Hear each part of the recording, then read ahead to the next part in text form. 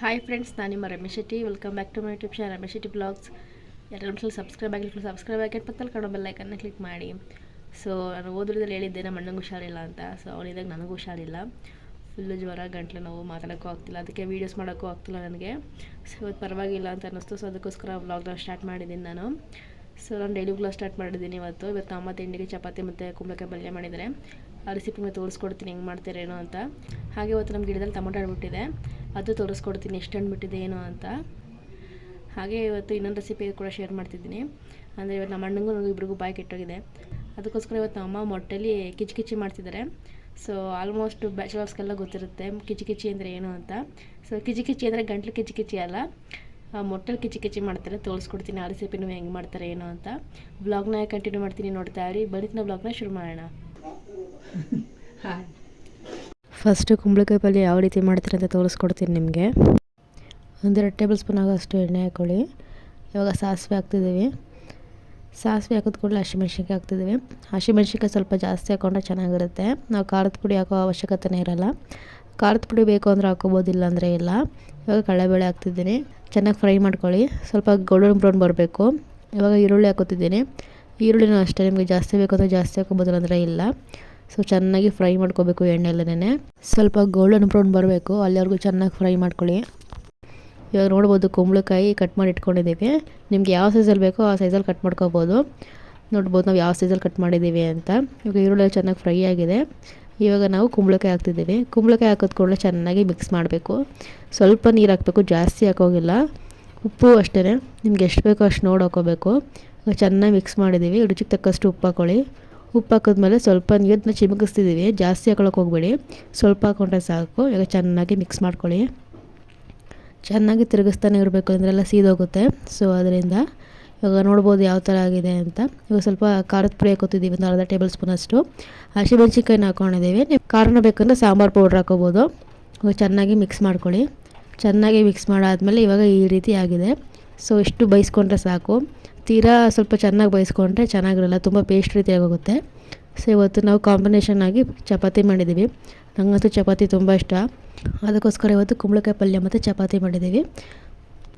2 ಹಣ್ಣಾಗಿದೆ, ಇನ್ನು ಮಿಕ್ಕಿದೆಲ್ಲ ಕಾಯಾಗಿದೆ. ಇತ್ತು ಇವತ್ತು ಅಮ್ಮ ಕೀಳ್ತವ್ರೆ, ನೋಡ್ಬೋದು. ಚೆನ್ನಾಗೈತಲ್ಲಮ್ಮ? ಇದು ಝೂಮ್ ಹಾಕೋಣ. ನೋಡ್ಬೋದು ಯಾವ ಥರ ಆಗಿದೆ. ಫುಲ್ ರೆಡ್ ಆಗಿದೆ. ಇನ್ನು 3 ಕಾಯಿ ಆಗಿದೆ. ಕೀಳಮ್ಮ. 4 ಕಾಯಿ, 3 ಅಲ್ಲ. ಹಾಗೆ ಬಿಟ್ಬಿಡೋದು ಇದನ್ನ. ಸ್ವಲ್ಪ ಹುಷಾರಾಗಿ ನೋಡ್ಕೋಬೇಕು, ಯಾಕಂದರೆ ಇಲ್ಲಿ ಕೋತಿಗಳ ಕಾಟ ಜಾಸ್ತಿ. ನೋಡ್ಬೋದು 2 ಹಣ್ಣು ಬಿಟ್ಟಿದೆ. ಮೀಡಿಯಮ್ ಸೈಜ್, ತುಂಬ ಅಷ್ಟು ದಪ್ಪನೂ ಇಲ್ಲ ಸಣ್ಣನೂ ಇಲ್ಲ, ಚೆನ್ನಾಗಿದೆ. ಸೊ ತಿಂಡಿ ಎಲ್ಲ ಮಾಡಿದ್ದಾಯಿತು. ನನಗಂತೂ ತುಂಬ ಇಷ್ಟ ಕುಂಬಳಕಾಯಿ ಪಲ್ಯ ಅಂದರೆ. ಸೊ ಅದಕ್ಕೋಸ್ಕರ ಇವತ್ತು ನಮ್ಮ ಅಮ್ಮಂಗೆ ಹೇಳಿದೆ ಕುಂಬಳಕಾಯಿ ಪಲ್ಯ ಮಾಡು ಅಂತ. ಸೂಪರಾಗಿ ಮಾಡಿದರು. ನೀವು ಟ್ರೈ ಮಾಡಿ ಹೇಗಿತ್ತು ಅಂತ ಕಮೆಂಟ್ ಬಾಕ್ಸಲ್ಲಿ ಕಮೆಂಟ್ ಮಾಡಿ. ಹಾಗೆ ಇನ್ನೇನು ಪಿತೃಪಕ್ಷ ಕೂಡ ಶುರುವಾಗಿದೆ. ಸೊ ಅದಕ್ಕೋಸ್ಕರ ಇವತ್ತು ಅಮ್ಮ ಎಳ್ಳ ಒಣಕಿದ್ದಾರೆ. ಬಿಸಿಲು ಬರ್ತದ ನೋಡು ಅಂತ. ಬೆಳಗ್ಗೆಯಿಂದ ಸ್ವಲ್ಪ ಹನಿ ಬೀಳ್ತಿದೆ ನಮ್ಮೂರಲ್ಲಿ. ಸೊ ಅದಕ್ಕೋಸ್ಕರ ಬಿಸಿಲು ಬಂದಾಗ ಹಾಕೋದು, ಮಳೆ ಬಂದಾಗ ಎತ್ತಿಡೋದು, ಅದೇ ಆಗ್ತಿದೆ. ಸೊ ಇವಾಗ ಎಷ್ಟು ಬಿಸಿಲಿದೆ ಅಂತ ತೋರಿಸ್ಕೊಡ್ತೀನಿ ನಿಮಗೆ. ನೋಡಿ ಎಷ್ಟು ಬಿಸಿಲಿದೆ, ಸಡನ್ನಾಗಿ ಹಂಗೆ ಮಳೆ ಬಂದ್ಬಿಡುತ್ತೆ. ಬಿಸಿಲಿದೆ ಆಲ್ಮೋಸ್ಟ್. ಇದಂತೂ ಇನ್ನೂ ಕಾಯೇ ಬಿಟ್ಟಿಲ್ಲ ಗಾಯ್ಸ್. ಇಲ್ಲಿ ನಮ್ಮ ಅಮ್ಮ ಎಳ್ಳೆಲ್ಲ ನೀಟಾಗಿ ತೊಳೆದು ಒಣಾಕಿದ್ದಾರೆ.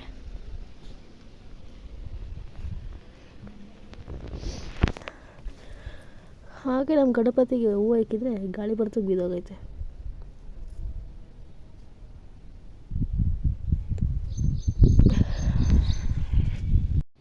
ಮಧ್ಯಾಹ್ನ ಊಟಕ್ಕೆ ಇವತ್ತು ಬೇಳೆ ಸಾಂಬಾರು ಮತ್ತು ಅನ್ನ ಮಾಡಿದ್ದೀನಿ. ಸೊ ಇನ್ನೇನು ಮಾಡೋಕ್ಕಾಗಲಿಲ್ಲ. ಸೊ ಅದಕ್ಕೋಸ್ಕರ ಸಿಂಪಲಾಗಿ ಅದೇ ಮಾಡಿದೆ ಇವತ್ತು. ಇನ್ನೇನು ಟೈಮ್ ಆಯಿತು, ನಮ್ಮ ಅಣ್ಣ ನಮ್ಮ ಅಮ್ಮ ಎಲ್ಲ ಬರ್ತಾರೆ. ಸೊ ಎಲ್ಲರೂ ಹೋದ್ಮೇಲೆ ಸ್ವಲ್ಪ ರೆಸ್ಟ್ ಮಾಡಬೇಕು. ಸೊ ಕಿಚಿ ಮಾಡೋದು ತುಂಬ ಸಿಂಪಲ್ಲು. ಒಂದು ಪ್ಯಾನಿಗೆ 2 ಟೇಬಲ್ ಸ್ಪೂನ್ ಆಗೋಷ್ಟು ಎಣ್ಣೆ ಹಾಕೋಬೇಕು. ಎಣ್ಣೆ ಹಾಕೊಂಡ್ಮೇಲೆ ಇವಾಗ ಡೈರೆಕ್ಟಾಗಿ ಮೊಟ್ಟೆನ ಹೊಡೆದು ಪ್ಯಾನ್ ಒಳಗೆ ಹಾಕೋಬೇಕು. ಸೊ ನಿಧಾನಕ್ಕೆ ಹೊಡೆದಾಕಿ, ಯಾಕಂದ್ರೆಲ್ಲ ಸೀದೋ ಥರ ಆಗೋಗುತ್ತೆ. ಲೋ ಫ್ಲೇಮಲ್ಲಿ ಮಾಡಬೇಕು. ನಾವು ಹೈ ಫ್ಲೇಮಲ್ಲಿ ಇಟ್ಟರೆ ಎಲ್ಲ ಹಾಗೆ ಕಚ್ಕೊಂಬಿಡುತ್ತೆ. ಇವತ್ತು ಕಿಚಿ ಮಾಡ್ತಿದ್ದಾರೆ. ಟೇಸ್ಟ್ ಮಾತ್ರ ಸೂಪರಾಗಿತ್ತು. ಇವಾಗ ಸ್ವಲ್ಪ ಪೆಪ್ಪರ್ ಹಾಕ್ತಿದ್ದೀವಿ. ಪೆಪ್ಪರ್ ಆದಮೇಲೆ ಸ್ವಲ್ಪ ಸಾಲ್ಟು, ಇವೆರಡೇ ಇನ್ನೇನು ಹಾಕೋಗಿಲ್ಲ. ಇದು ಹಾಕಿದ್ಮೇಲೆ ಚೆನ್ನಾಗಿ ಇವಾಗ ಮಿಕ್ಸ್ ಮಾಡಬೇಕು. ನಾವು ಉಪ್ಪಿಟ್ಟು ಯಾವ ರೀತಿ ಮಾಡ್ತೀವೋ ಅದೇ ರೀತಿ ಚೆನ್ನಾಗಿ ಉರಿಬೇಕು. ಲೋ ಫ್ಲೇಮಲ್ಲೇ ಮಾಡಬೇಕು, ಆದರೆ ಹೈ ಫ್ಲೇಮಲ್ಲಿ ಇಟ್ಟೆಲ್ಲ ಸೀದೋಗುತ್ತೆ. ಸೊ ಅದರಿಂದ ಚೆನ್ನಾಗಿ ಉರಿತಿದ್ರೆ ಟೇಸ್ಟ್ ಮಾತ್ರ ಸೂಪರಾಗಿರುತ್ತೆ. ನೋಡ್ಬೋದು ಫೈನಲಾಗಿ ಆಗಿದೆ.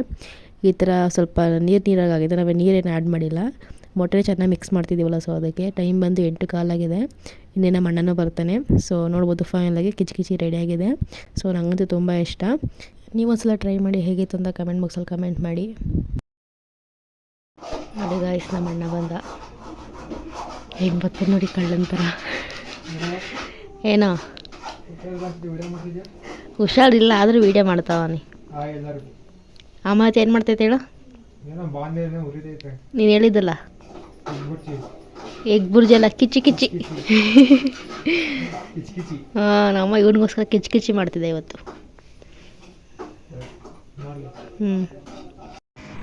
ನೋಡಿ ಗಾಯ್ಸ್, ರಿವ್ಯೂ ಹೇಳು ಅಂತಂದರೆ ತಲೆ ಸರಿ ಮಾಡ್ತಾ ಕೂತವ್ರೆ.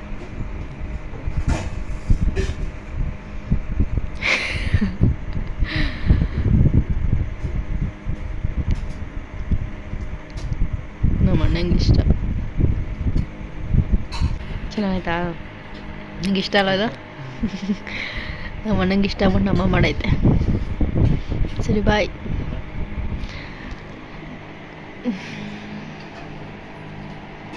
ಟೈಮ್ ಇವಾಗ 9:30.